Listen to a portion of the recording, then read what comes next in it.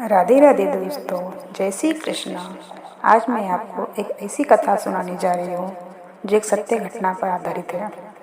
यह एक सच्ची घटना है। सुनिए। एक संत की वे एक बार वृंदावन गए।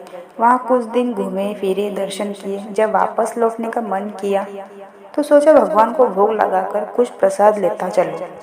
संत ने रामदास के कुछ लड्डू खरीद लिए, मंदिर गए, प्रसाद चढ़ाया और आश्रम में जाकर सो गए। सुबह ट्रेन पकड़नी थी। अगले दिन ट्रेन से चले। सुबह वृंदावन से चली ट्रेन को मुगलसराय स्टेशन तक आने में शाम हो गई। संत ने बैठे बैठे सोचा कि अभी पटना तक जाने में 3-4 घंटे और लगेंगे। भूख भी लग रही थी। मुगलसराय में ट्रेन आधे घंटे तक रुकती है। चलो हाथ पैर धोकर संध्या वंदन करके कुछ पा लिया जाए। संत ने हाथ पैर धोया और लड्डू खाने के लिए डिब्बा खोला। उन्होंने देखा लड्डू में चींटे लगे हुए थे। उन्होंने चींटों को हटाकर 1-2 लड्डू खा लिए। बाकी बचे लड्डू प्रसाद बांट दूंगा ये सोचकर छोड़ दिए। पर कहते हैं ना, संत हृदय नवनीत समाना। बेचारे को लड्डुओं से अधिक उन चींटों की चिंता सताने लगी। सोचने लगे, ये चींटे वृंदावन से इस मिठाई के डब्बे में आए हैं। बेचारे इतनी दूर तक ट्रेन में मुगलसराय तक आ गए।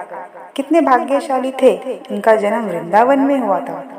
अब इतनी दूर से पता नहीं कितने दिनों या कितने जन्म लग जाएंगे इनको वापस पहुंचने में। पता नहीं ब्रज की धूल इनको फिर कभी मिल भी पाएंगी या नहीं। मैंने कितना बड़ा पाप कर दिया है, इनका वृंदावन छुड़वा दिया। नहीं, मुझे वापस जाना होगा। और उस संत ने उन चींटों को वापस उसी मिठाई के डिब्बे में सावधानी से रखा। अब वृंदावन की ट्रेन पकड़ ली। उस मिठाई की दुकान के पास गए, डिब्बा धरती पर रखा और हाथ जोड़ लिए। मेरे भाग्य में नहीं कि तेरे ब्रज में रह सकूं, तो मुझे कोई अधिकार नहीं है कान्हा। जिसके भाग्य में ब्रज की धूल लिखी है उसे दूर कैसे कर सकूं मैं। दुकानदार ने देखा तो आया, महाराज चींटे लग गए तो कोई बात नहीं, आप दूसरी मिठाई तोलवा लो। संत ने कहा, भैया मिठाई में कोई कमी नहीं थी, इन हाथों से पाप होते होते रह गया, उसी का प्रायश्चित कर रहा हूँ। दुकानदार ने जब सारी बात जानी तो उस संत के पैरों के पास बैठ गया, भावुक हो गया। इधर दुकानदार रो रहा था, इधर संत की आंखें गीली हो रही थी।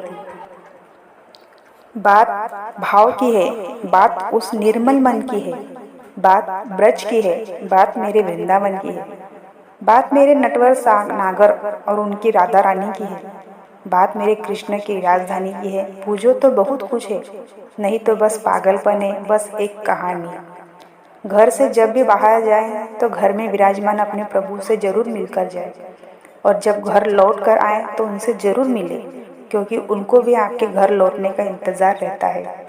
घर में यह नियम बनाएं कि जब भी आप घर से बाहर निकले तो घर के मंदिर के पास 2 घड़ी खड़े रहकर कहे, प्रभु चलिए, आपको साथ में रहना है।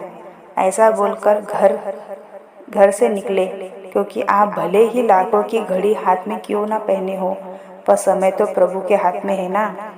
राधे राधे, जय श्री कृष्ण।